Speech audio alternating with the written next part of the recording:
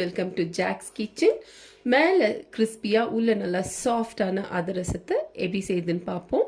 இந்த அதிரசத்தை செய்ய தேவையான இன்க்ரீடியன்ட்ஸ்: 1 கிலோ சிகப்பு பச்சை அரிசி. இந்த 1 கிலோ அரிசிக்கு 3/4 கிலோ வெல்லத்தை நல்லா பொடி பண்ணி வச்சுருக்கிறேன். ஒரு 2-3 ஸ்பூன் அளவுக்கு எள்ளு, ஒரு துண்டு சுக்கு, ஒரு 4-5 ஏலக்காய் எடுத்துருக்கிறேன். பொரிக்கிறதுக்கு எண்ணெய். ஃபஸ்ட்டு இந்த அரிசியை நல்லா ஒரு 3-4 முறை கழுவி இதை ஒரு 4 மணி நேரம் ஊற வச்சு எடுத்துக்கலாம். பாருங்கள், 4 மணி நேரம் இந்த அரிசி நல்லா ஊறி தண்ணியை வடித்து எடுத்துருக்கிறேன். இதை இப்போ காய வச்சுக்கலாம். பாருங்கள், இங்கே ஒரு காட்டன் துணி போட்டு வச்சுருக்கிறேன். இது மேலே இந்த அரிசியை கொட்டி காய வைக்கலாம்.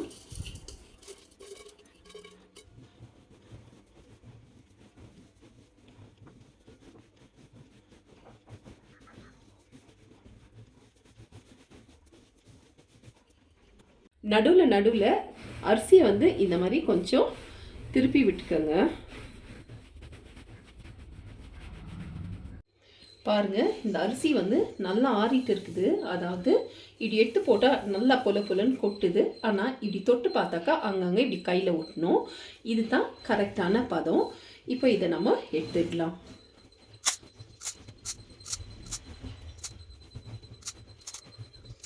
பாருங்கள், இந்த அரிசியை கொஞ்சம் கொஞ்சமாக, அதாவது ஒரு 2 புடி அளவுக்கு போட்டு கொஞ்சம் கொஞ்சமாக மிக்ஸி ஜாரில் போட்டு நல்லா நைஸாக அரைச்சி எடுத்துக்கணும்.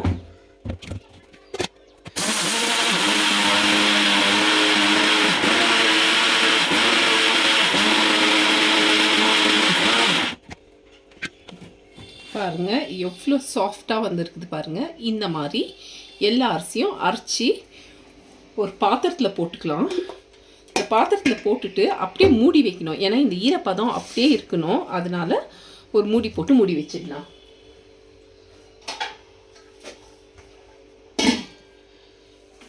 மறுபடியும் போட்டு அதே மாதிரி அரைச்சிக்கோங்க. பாருங்கள், இந்த மாவு எவ்வளோ ஒரு சாஃப்டாக ஈரப்பதத்தோடு இருக்குது. இந்த மாதிரி அரைச்சிக்கணும். இப்போ இதை அப்படியே மூடி வச்சிடலாம். இப்போ பாகு எடுத்துக்கலாம். ஸ்டவ் ஆன் பண்ணிக்கலாம்.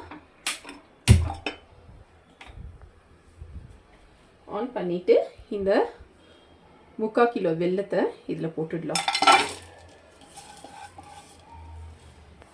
போட்டுட்டு இந்த மாதிரி ஒரு கிளாஸில் ஒரு கிளாஸ் தண்ணி ஊற்றுறேன். இது சின்ன கிளாஸு. நீங்கள் பெரிய கிளாஸ்னால் 1/4 கிளாஸ் தண்ணி ஊற்றினா போதும்.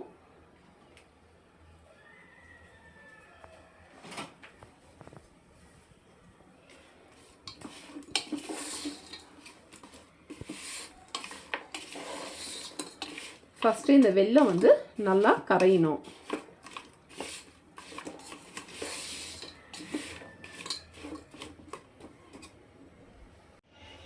வெல்லம் நல்லா கரைஞ்சிடுச்சு.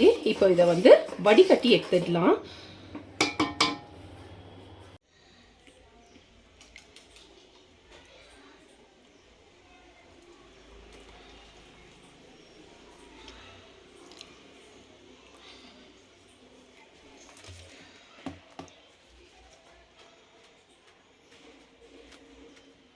பாருங்கள், இந்த தேவையில்லாத டஸ்டெல்லாம் இப்போ வந்துடும்.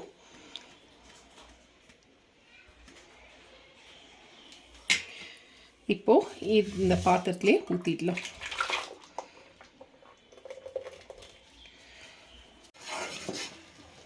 இந்த மாதிரி நொறுச்சின்னு வரும். அப்பப்போ கொஞ்சம் இந்த மாதிரி கிளறி விடுங்க.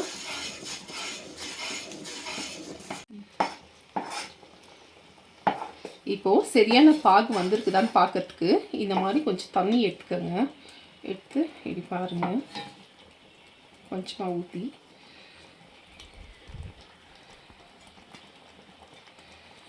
இதெல்லாம் சேர்ந்து வரணும். இன்னும் சரியாக வரல. இன்னும் கொஞ்சம் நல்லா கொதிக்கணும். மறுபடியும் பார்க்கலாம்.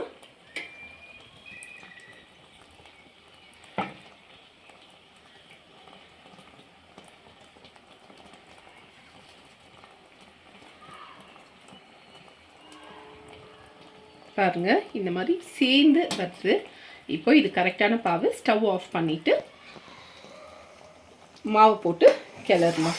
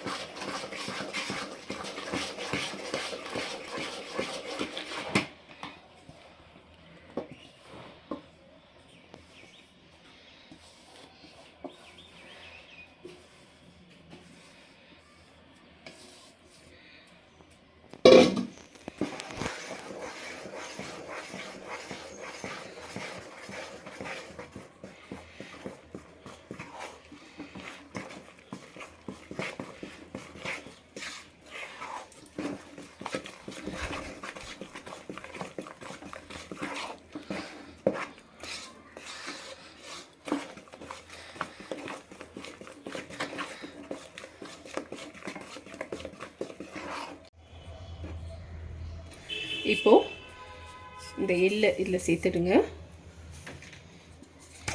ஏலக்காவும் சுக்கும் அரைச்சி வச்சுருக்கிறேன், இது வந்து கொஞ்சமாக சேர்த்துடுங்க.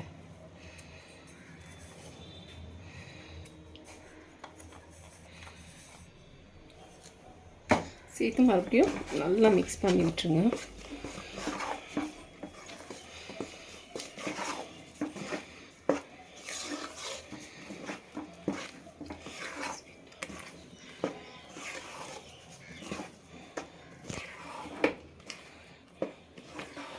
கொஞ்ச நேரம் இந்த பாகு நல்லா இறுகணும், அப்புறமா அதிரசத்தை தட்டலாம்.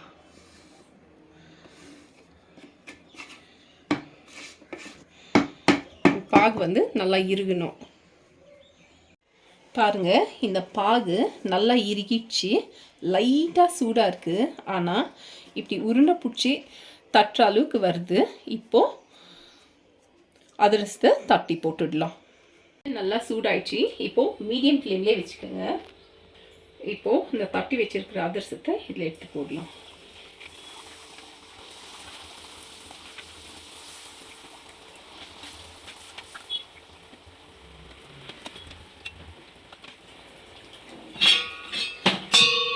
இந்த மாதிரி எண்ணெயை பிழிஞ்சு எடுத்துக்கோங்க.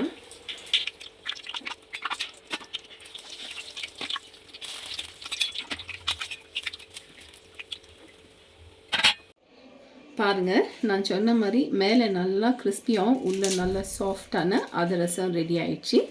நான் சொன்ன எல்லா ஸ்டெப்ஸுமே நீங்களும் ஃபாலோ பண்ணால் இந்த மாதிரி அதிரசம் நீங்களும் பண்ணலாம். இதை பார்த்துட்டு ஷேர் பண்ணுங்கள், லைக் பண்ணுங்கள், கமெண்ட் பண்ணுங்கள். மறக்காமல் என்னோடய சேனலுக்கு சப்ஸ்கிரைப் பண்ணுங்கள். சுவையாக சாப்பிடுங்க, ஆரோக்கியமாக இருங்க.